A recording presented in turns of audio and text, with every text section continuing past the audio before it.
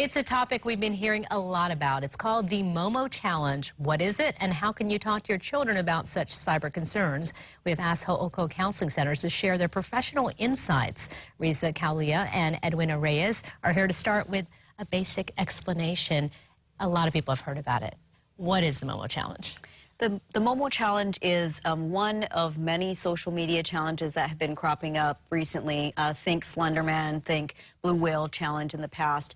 The Momo Challenge actually surfaced originally 2018 and then resurfaced this year. And it is embedded in various social media applications like WhatsApp or YouTube or Facebook. And what happens is there is a character, a kind of grotesque-looking, bulging-eyed character that's attached to a bird body with talon feet.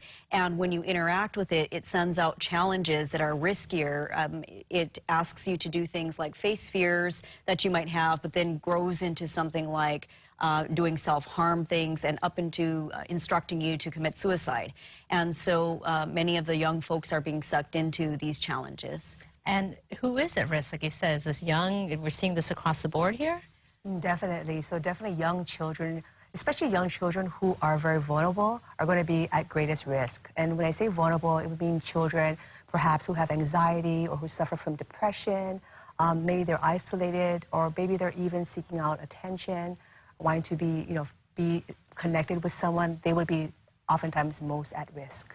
Now, for your patients who come to you, obviously they would have some professional guidance, but what can parents do who are just starting to learn and to weed through how they should be monitoring their kids' behavior?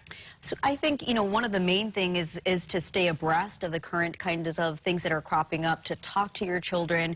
Parents are still the best anti-drug, so to speak, right? Talking to your kids about these kinds of things and really highlighting the power of social media and recognizing that they play a role in protecting their children, figuring out what their children are using, what kinds of social media platforms they're using, monitoring it, and making sure that they know why the children are using it. What are they posting? What are they learning? And dialoguing a lot. That would be what I think they should do. And parents should obviously also paying attention to what their kids are doing, because a lot of them are getting sucked into these challenges. Yes, absolutely, absolutely. Is there anything you can watch for specifically, any changes in behavior, or what would you suggest?